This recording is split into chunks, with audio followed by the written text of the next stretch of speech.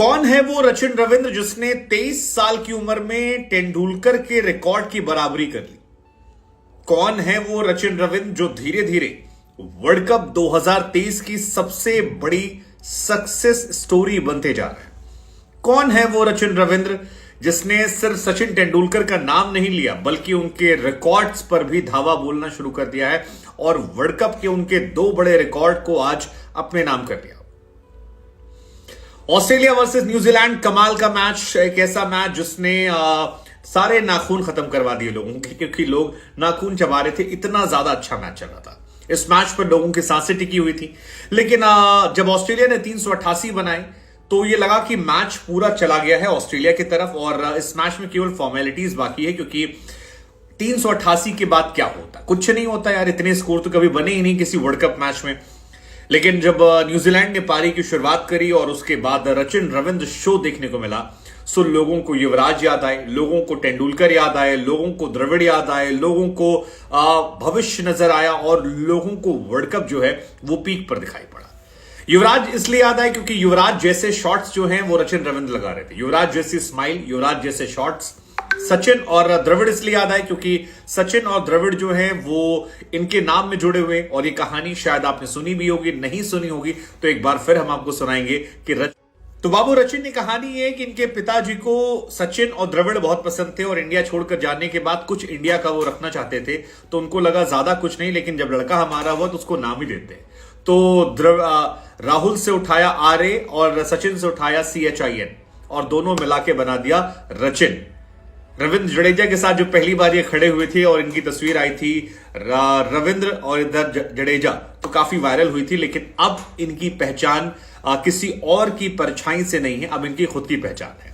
इस मैच में इन्होंने रिकॉर्ड जो बनाया वो ऐतिहासिक है, क्योंकि मास्टर ब्लास्टर सचिन तेंदुलकर दुनिया के इकलौते प्लेयर हैं जिन्होंने 23 साल की उम्र में वर्ल्ड कप में 2 शतक ठोका था, और दूसरा खिलाड़ी वर्ल्ड क्रिकेट में सिर्फ सचिन रविंद्र।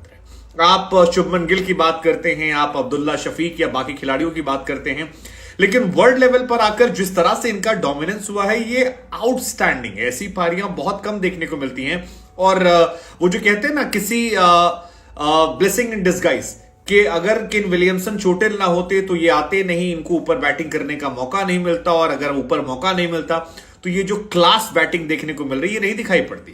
पहला मैच था, केन विलियमसन बाहर थे, इनको ऊपर प्रमोट कर दिया गया, 96 गेंद पर 123 रन ठोक दिए और बताया कि कितना दमखम ये रखते हैं, और जबरदस्त वहीं से दिखाई पड़ गया था। हालांकि उससे पहले भी जो आपके ट्रायल मैचेस हुए थे, ट्रायल मैचेस में सचिन रविंद्र ने दिखा दिया था कि पूत के पांव पालने में कैसे नजर आ रहे हैं, और वहां पर भी जब पाकिस्तानी गेंदबाजों की उन्होंने पिटाई की थी तो ये क्लियर हो गया था कि इस बंदे में बहुत दमखम है। लेकिन इंग्लैंड के सामने फर्स्ट मैच में शतक, वर्ल्ड कप डेब्यू में शतक, वो अपने आप में एक रिकॉर्ड। उसके बाद आज ऑस्ट्रेलिया के सामने जबरदस्त बल्लेबाजी, और इसी बल्लेबाजी के साथ इन्होंने एक रिकॉर्ड अपने नाम और कर दिया कि तेंदुलकर के बाद ये इकलौते खिलाड़ी हैं जिन्होंने 23 साल की उम्र में 400 प्लस रन वर्ल्ड कप में बनाए।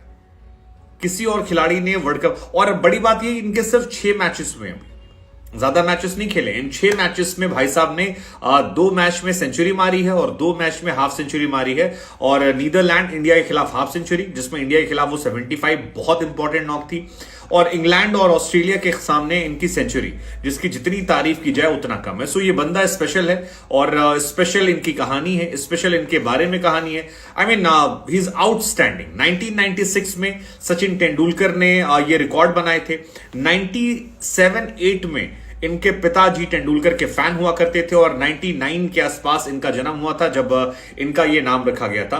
सो ये कहानी बड़ी इंस्पायरिंग है कि तेंदुलकर को देखकर जिन्होंने सीखा, मतलब इनके पिताजी ने जो सोचा वो रिकॉर्ड आज इन्होंने अपने पिता को समर्पित किया तेंदुलकर को लेकर।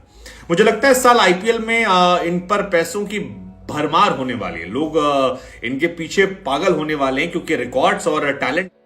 इस पारी के साथ ही सचिन रविंद्र वर्ल्ड कप में टॉप 5 प्लेयर में भी आ गए हैं, क्योंकि क्विंटन डिकॉक फिलहाल टॉप पर हैं, डेविड वार्नर 2 पर हैं, मार्करम 3 पर हैं, विराट 4 पर हैं, और 5 नंबर पर ये आ गए हैं जो लगभग 350 रन बना चुके हैं। कमाल इनकी ये भी कहानी। लेकिन सचिन रविंद्र के बारे में अगर आपको जानना समझना है तो आपको थोड़ा पहले चलना पड़ेगा। जैसा कि हमने आपको बताया कि फादर जो थे वो इंस्पायर थे तेंदुलकर और द्रविड़ से, और उन्हीं से इंस्पायर होकर इनका नाम रखा गया। अंडर 19 में इन्होंने काफी परफॉर्मेंस दी है। एक जमाने में इन्होंने तमाम खिलाड़ियों के साथ खेला है, शुभमन गिल के साथ ही खेल चुके हैं। इनकी फैमिली जो है वो बैंगलोर में रहा करती थी, कर्नाटक के बैंगलोर में। और पिता जो हैं रविंद्र कृष्णमूर्ति जी, वो 90s में बैंगलोर से न्यूजीलैंड शिफ्ट हुए थे, सॉफ्टवेयर सिस्टम आर्किटेक्ट वहां पर हैं। और जब वहां पर गए तो क्रिकेट जो था वो इनके अंदर से नहीं गया। फादर भी एक जमाने में क्रिकेटर बनना चाहते थे, लेकिन क्रिकेटर नहीं बन पाए। तो जब 1999 में इनका जन्म हुआ तो अपने क्रिकेट के सपने को यहां पर इन्होंने अपने बेटे पर डाल दिया। जैसा कि हमने आपको बताया कि 96 में ही तेंदुलकर ने 400 प्लस वाला रिकॉर्ड बनाया था, द्रविड़ उस टाइम छाए हुए थे। सो वहीं से इन्होंने नाम उठाया और अपने बेटे को लेकर ये नाम जो है ये लगा दिया। फादर भी बैंगलोर में क्लब क्रिकेटर थे और काफी समय तक इन्होंने क्लब क्रिकेट खेला था। 2016 में अंडर 19 में खेलते थे, जूनियर में काफी परफॉर्म किया। शुभमन गिल के साथ जैसा हमने बताया अंडर 19 वर्ल्ड कप भी ये खेल चुके। और बड़ी बात यह कि रचिन की अभी तक हमने सिर्फ बैटिंग देखी है, बॉलिंग नहीं देखी है। रचिन ने अंडर 19 में बॉलिंग में भी बहुत इंप्रेस किया है और टेस्ट क्रिकेट में जब इन्हें लाया गया था तो ये एज अ बॉलर भी, प्रॉपर बॉलर भी ये हैं। इन्होंने 8 मैचेस में 2016 अंडर 19 वर्ल्ड कप में बांग्लादेश में 12 विकेट निकाले थे। और 2018 में जब वर्ल्ड कप हुआ अंडर 19 का, तब भी ये खेल रहे थे और वहां पर इन्होंने 7 मैच में 14 विकेट निकाले और 250 रन ठोके थे, जिसमें शतक भी था। 2016 में जब इन्होंने वर्ल्ड कप खेला था तब ईशान किशन, ऋषभ पंत, वॉशिंगटन सुंदर, तमाम खिलाड़ी जो हैं ये टीम इंडिया का हिस्सा थे। और इस बार शुभमन गिल के साथ ये खेल चुके थे और काफी ज्यादा इंप्रेसिव ये रहे हैं। फिर सितंबर 2021 में T20 में इनका डेब्यू होता है। फिर इंडिया के सामने टेस्ट मैचेस में इनका डेब्यू होता है।